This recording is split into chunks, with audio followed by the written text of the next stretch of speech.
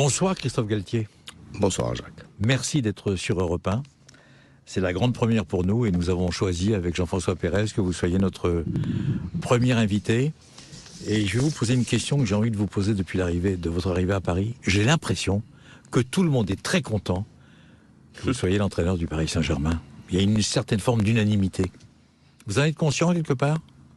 Non, j'essaie un peu de me protéger de cela. La première des choses, c'est que moi, je suis très content d'être l'entraîneur du Paris Saint-Germain. Je suis très heureux. Ma famille aussi, et c'est déjà ça le plus important. Ensuite, évidemment, il y a eu beaucoup de choses dites sur le choix. Et je trouve que c'était légitime. Mais voilà, moi, je suis épanoui ici, à Paris, au Paris Saint-Germain. Évidemment qu'il y a beaucoup d'attentes, évidemment qu'il y a beaucoup d'expositions et que je dois faire très attention par rapport à cela. Mais la première personne heureuse, c'est bien moi. Alors justement, on a l'impression que depuis que vous êtes là, vous avez, je ne sais pas si c'est le bon terme, humanisé le Paris Saint-Germain. Je ne sais pas, je pense que ça serait vraiment prétentieux de croire que... C'est l'impression que j'ai en tous les cas. Oui, c'est peut-être l'impression que vous avez de l'extérieur. Moi, ce que j'ai découvert de l'intérieur dès mon arrivée, c'est que j'ai affaire à un groupe très humain, de bonnes personnes, des joueurs sérieux, potes, complices, ambitieux. Certes avec de la personnalité, mais il faut de la personnalité. Et peut-être que la sensation que vous avez de ce côté d'avoir, c'est un peu plus ouvert ou un peu plus humain, c'est peut-être le fait que je sois simplement un entraîneur français et que j'ai plus de facilité à m'exprimer avec vous, les médias, avec les gens de l'extérieur. Mais en interne, moi j'ai découvert un groupe extraordinaire et un club où tout le monde est à l'écoute. C'est un club qui charrie évidemment beaucoup de fantasmes. C'est le plus grand club français, c'est le plus riche, on s'imagine plein de choses. Qu'est-ce qui vous a le plus surpris, Christophe, entre l'image que vous aviez du Paris Saint-Germain en tant qu'entraîneur d'équipe adverse et ce que vous vivez aujourd'hui ici ? Et ancien joueur. Pas surpris, évidemment. Vous avez raison, Jean-François, sur les fantasmes. Parce que quand on est de l'extérieur, évidemment, on écoute, on lit et on entend beaucoup de choses. Déjà, la première des choses, c'est que d'un épiphénomène, on en fait un cataclysme, c'est un séisme, et que dans tous les vestiaires et dans toutes les équipes, il se passe toujours quelque chose, et c'est comme ça. Et c'est l'être humain aussi qui est comme ça, et c'est une relation humaine. Moi, sans être surpris, que j'ai découvert un groupe. Déjà, j'ai découvert un club très organisé, mais j'avais aucun doute par rapport à ça. Et j'ai découvert des joueurs qui travaillent comme de grands professionnels, qui sont respectueux des uns et des autres, respectueux du personnel, respectueux du staff médical, et des joueurs qui ont une grande ambition de faire une grande saison. Est-ce que on va y arriver ? Je pense que d'être ambitieux, c'est pas être prétentieux. On doit avoir cette ambition-là. Et après, c'est à nous de mettre de notre côté tous les ingrédients là-dedans, dans les préparations de match, au quotidien dans les séances, dans les exigences avant séance, pendant séance, post-séance, dans la préparation des matchs. Il faut beaucoup, beaucoup d'exigences. Il y a une question aussi que je voulais vous poser. On en parlait justement avec Jean-François Pérez dans la voiture en venant ici vous voir au Camp des Loges. C'est un métier qui est prenant à 150%. On a l'impression qu'il n'y a pas de break. Vous êtes à 150% dans le football. Oui, le poste d'entraîneur, on est obligé d'être déjà au départ. On doit être à 150%. Vous êtes entraîneur depuis 2000. Voilà. Donc, avant ça, j'étais longtemps adjoint, donc c'est prenant, mais l'exposition n'est pas la même. Mais quand on est entraîneur, elle est à 150% dans son travail. Évidemment, j'ai déjà dit, on ne voit pas grandir ses enfants, on ne voit pas vieillir ses parents. Les petits-enfants, ça va très vite parce qu'on est pris dedans, on est dans cette machine à laver, ce tourbillon qui fait que on ne voit pas tout ce qui se passe à côté, de la vraie vie. Mais quand vous êtes entraîneur du Paris Saint-Germain, vous n'êtes pas à 150%, vous êtes obligé d'y être à 200%. C'est quoi, c'est une autre dimension ? Oui, c'est une autre dimension de par, l'exposition, et donc de faire attention, de peser le pour et le contre d'une décision, parce qu'on sait qu'elle va être commentée, amplifiée, souvent déformée. Donc faire très attention sur les décisions que l'on prend, bien peser le pour et le contre, et aussi, comme avec vous, de faire très attention dans la prise de parole sur un plan public, parce que vous êtes observé et détaillé, scruté à la loupe. Et je disais ça tout à l'heure, une phrase, un mot, c'est multiplié par 100 000 quand vous êtes l'entraîneur du Paris. Ça peut partir en vrille. Pour être poli, ouais, ça peut partir en vrille. Oui, Jacques. Pour parler un peu des joueurs, évidemment, qui sont fantastiques ici, est-ce que le petit minot des Caillols que vous êtes, quand il était tout gamin, il rêvait d'être avec ces joueurs-là, avec ces 3 joueurs-là en particulier, évidemment, parce que c'est eux qui attirent la lumière. Messi, Neymar, Mbappé, 3 des meilleurs joueurs du monde, ils sont avec vous au quotidien, à l'entraînement. C'est une espèce de rêve? Un rêve, non, j'ai jamais rêvé cela. Évidemment, petit, je regardais évidemment les grandes. Vous aviez des idoles? Ah oui, moi j'avais Qui? La première idole, Michel Platini. Carrément. Carrément. Je vais lui dire. Ben, il le sait parce que je le vois de temps en temps dans notre village à Cassis. Évidemment, moi, j'ai été bercé par Platini. Après, au niveau mondial, évidemment, qu'il y a eu les Johan Cruyff, il y a eu évidemment les Diego Maradona, mais voilà, mais Michel Platini était pour moi. Moi, je suis très cocorico. Hein, tout le monde le sait, donc Michel Platini. Je dis souvent à Michel Platini, à Monsieur Platini, qu'il est notre Michel. Donc j'ai été bercé, moi, par les années vertes, automatiquement. Maintenant, quand vous êtes entraîneur, si j'avais pu imaginer que j'allais entraîner des joueurs comme Kylian, qui est le plus jeune, comme Né, comme Léo Messi, comme Sergio Ramos, je ne l'aurais pas imaginé, mais au fur et à mesure que ma carrière a avancé, au fur et à mesure du parcours que j'ai pu avoir, c'était une ambition, c'était plus un rêve utopique, c'était une ambition. Est-ce que ça allait se présenter ou pas? Je ne le savais pas. Mais évidemment, je suis très fier et très heureux d'entraîner ces profils-là, ces joueurs de classe mondiale. Mais on doit les entraîner de la même manière que d'autres, avec un regard et une attention sûrement différente. C'est-à-dire plus sévère, moins sévère, plus exigeant, moins exigeant? Non, exigeant. Jamais. Ils ont besoin d'exigence. Ils ont besoin. Ils ont besoin d'exigence. Je suis pas quelqu'un de sévère, mais ils ont besoin d'exigence. Simplement, après, dans le dialogue, dans la relation humaine, ce sont des joueurs qui sont beaucoup plus à l'aise dans le face-à-face que de s'exprimer face à un groupe. Ce qui est extraordinaire dans votre carrière, que ce soit de joueur, parce qu'il y a une magnifique carrière de joueur, et vous le savez mieux que moi, votre carrière d'entraîneur aussi, on a toujours eu l'impression, que ce soit en tant que joueur ou entraîneur, que vous êtes toujours éclaté. Je vous ai rarement vu être très négatif. Non, parce que... Votre caractère. C'est mon caractère. Je crois que j'ai été très heureux d'être footballeur professionnel avec ma carrière, ma simple carrière. J'ai été très heureux d'être un entraîneur adjoint, d'être au contact des joueurs, d'échanger, de partager avec un entraîneur et d'être au service d'un entraîneur, de faire fonctionner un staff, parce que j'étais cet entraîneur adjoint qui faisait fonctionner un staff au service d'un entraîneur, au service d'une équipe. Je suis très heureux d'être un entraîneur, mais tout simplement parce que la vie, pour moi, ce sont avant tout des relations humaines. C'est votre passion. Voilà, aussi. c'est ma passion, c'est les relations humaines. Et dans le sport, de haut niveau, pour moi, chaque saison qui démarre est une aventure humaine. Quand vous voyez, Christophe Galtier, un Neymar qui semblait triste, qui envoyait des mauvais signaux il y a quelques mois encore, s'éclater sur le terrain, resplendir, faire tout ce qu'il réussit depuis le début de saison, c'est bien aussi pour vous? Vous dites, bon, ça veut dire que je fais bien mon job? Mon objectif est évidemment de rendre les gens heureux, et plus un joueur est heureux, plus il est performant. Et ça, c'est très important. C'est un credo, ça? Oui, mais c'est dans la vie de tous les jours. Hein. Un salarié malheureux n'est jamais un salarié performant pour son entreprise, et un joueur heureux est toujours une valeur ajoutée à l'équipe. Pour en arriver là, je fonctionne d'une manière très simple. Il ne peut pas y avoir de non-dit. Il faut y avoir un dialogue direct, franc, avec beaucoup de respect. Autant l'entraîneur que je suis vis-à-vis du joueur, et quel que soit le joueur, et quel que soit le profil, la carrière et l'âge du joueur, toujours avoir du respect, mais il ne peut pas y avoir de non-dit, et je veux qu'il n'y ait aucun non-dit aussi vis-à-vis du joueur vis-à-vis de l'entraîneur que je suis. Le joueur a le droit de tout me dire, évidemment avec toujours respect et considération. Et une fois qu'on a évacué tous ces non-dits, on met tout à plat, et je fais en sorte...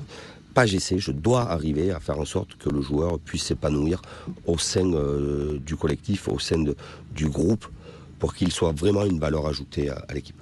Hier, vous faites match nul contre Monaco 1-1, et j'ai lu ce matin, attention, il faut vite oublier la première mi-temps. J'ai trouvé très franc, très cash.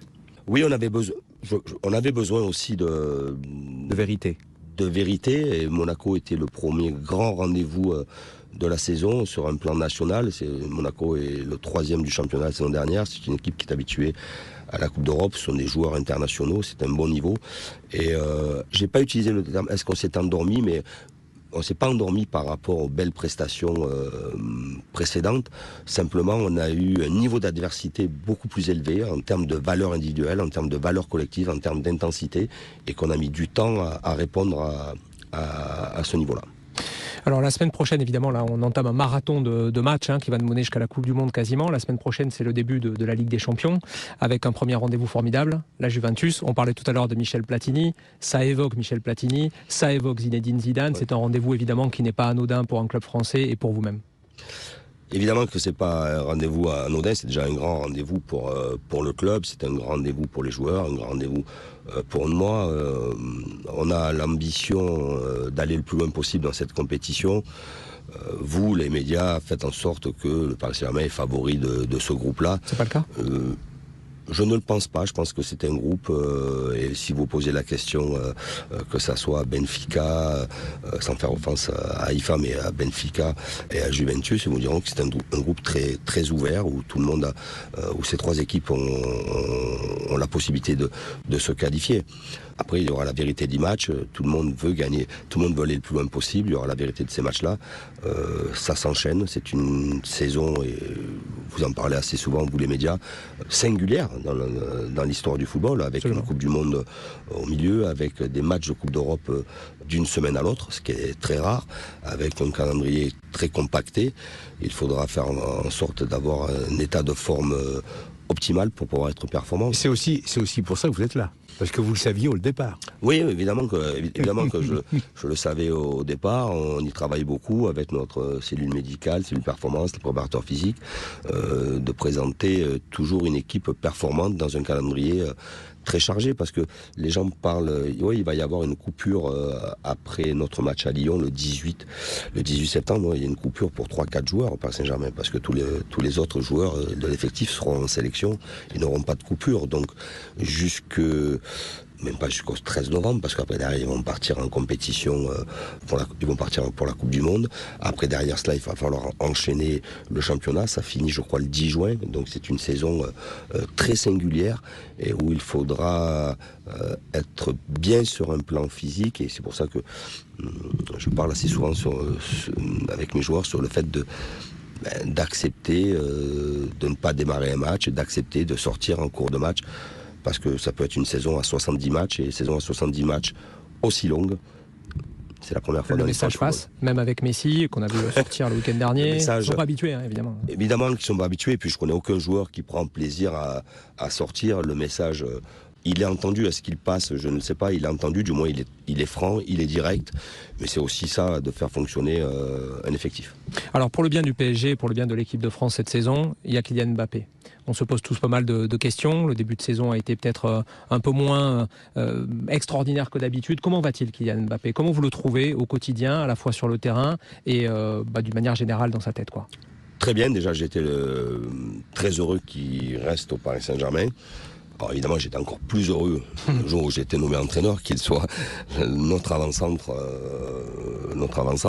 à Paris. Kylian a été, sa préparation n'a pas été tronquée, mais elle a été différente, parce que, je le répète encore une fois, il y avait chez moi aussi cette obsession de gagner le trophée des champions, qui n'est pas dans l'absolu le trophée. C'est un symbole. Oui, pour un entraîneur qui arrive, c'est un symbole. Et ça fait du bien. Et ça fait du bien. Il vaut mieux démarrer par une victoire au Trophée des Champions. Kylian était suspendu, il était suspendu, il n'était pas là. Puis après, il a été un peu contrarié aussi par un petit problème à l'adducteur. Je pense aussi pour ce jeune joueur il n'aime pas que je dise ça. Qu'est-ce qu'il n'aime pas, un jeune joueur? Ouais, c'est un jeune homme, mais très mature. C'est quelqu'un qui est très intelligent, très structuré sur un plan mental et sur un plan intellectuel. Mais qu'on le veuille ou non, quand vous prenez la décision de rester à Paris avec tout ce que cela engendre, je pense que derrière, il y a une petite décompression et qu'on a du mal à repartir. Et le fait qu'il soit en plus suspendu pour le premier match a fait qu'il y a eu, pas du retard, mais sa préparation a été différente. On n'en parle pas beaucoup, et c'est quelqu'un que j'aime beaucoup. Dites-moi un petit mot sur un de vos adjoints, que j'aime beaucoup. Vous le savez, Thierry Oleksiak. Oui, mais ça... Il est votre complément parfait depuis longtemps. Oui, depuis longtemps, Thierry, on avait Et on n'en parle pas assez, je trouve. On avait joué ensemble à Angers, puis voilà, c'est quelqu'un qui maintenant, avec qui je collabore depuis une dizaine d'années. L'avantage d'avoir un adjoint aussi fidèle, compétent, l'avantage qu'il a, c'est que sur un regard, il sait comment m'aborder, et ça c'est très important. Il est aussi celui qui absorbe beaucoup les discussions ou la frustration des joueurs, et il me fait remonter dans le bon moment, au bon timing, de la bonne manière, ce que je dois savoir sur la situation d'un joueur. Donc évidemment c'est un fidèle, très compétent, mais qui me connaît parfaitement. Je crois qu'il me connaît beaucoup mieux que ce que peuvent me connaître les personnes de ma famille.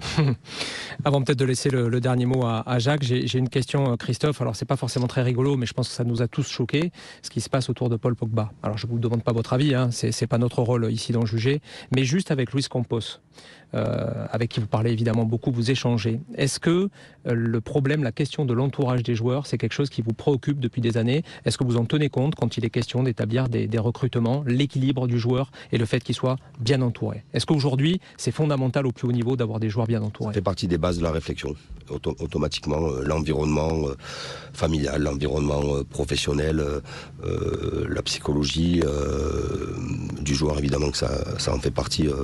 C'est déjà tellement difficile de trouver le bon profil et que l'on doit automatiquement non pas mener une enquête de voisinage, mais il y a automatiquement beaucoup de questions posées sur l'environnement du joueur. Ça rentre en compte? Oui, ouais. Oui. Il y a tellement d'enjeux qu'on est bien obligé d'aller là-dedans, mais je pense honnêtement que, évidemment que la société a beaucoup évolué, mais il y a 20 ans, 30 ans en arrière, c'était pareil. Ah, c'était pareil? Oui. Parce que nous, on a tendance à penser que ça se dégrade, c'est pour ça. L'environnement des joueurs peut-être se dégrade, chez certains, mais il y avait toujours quand même ce qu'on appelait à l'époque une enquête de voisinage, savoir le comportement du joueur dans sa vie privée, dans sa vie sociale. Toujours. Dernière question, Christophe Galtier. C'est où les Caillols, votre premier club? J'ai demandé à Jean-François Pérez, qui pourtant est un vrai Marseillais. C'est où les Caillols? C'est quoi les Caillols? C'est quoi? Les Caillols, expliquez-nous. C'est un village qui existe toujours, c'est dans le 12e arrondissement de Marseille. C'est votre premier club, vous êtes né? C'est mon premier club, le premier entraînement que j'ai fait avec Eric Cantona, avec Joël Cantona. C'est un club où sont passés des joueurs qui s'appellent Roger Jouve.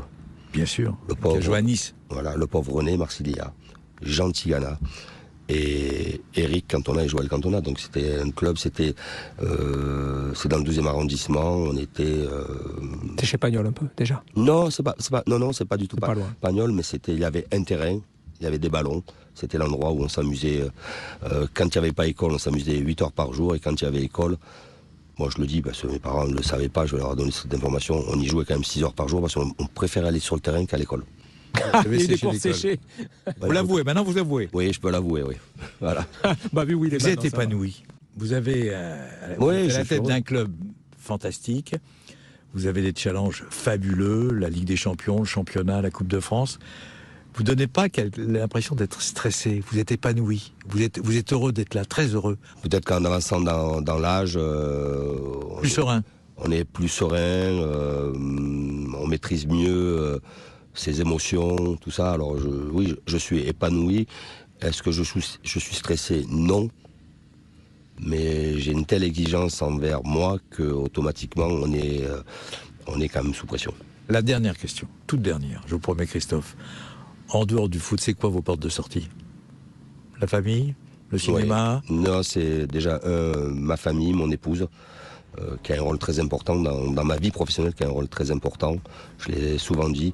Évidemment, mes enfants, ma petite fille, à qui je fais un très gros bisou. Et quand j'ai le temps, je prends mon vélo pour faire des sorties en vélo. Merci Christophe Galtier. Merci à vous. D'avoir été Merci mille fois Christophe. Le premier grand témoin de cette émission. Notre parrain. C'est notre parrain. En tout cas, il nous a porté sur les fonds baptismaux. Voilà. Merci en tous les cas Christophe d'avoir été l'invité d'Europe 1 ce soir. Merci à vous Jean-François. Merci à vous. Merci Christophe.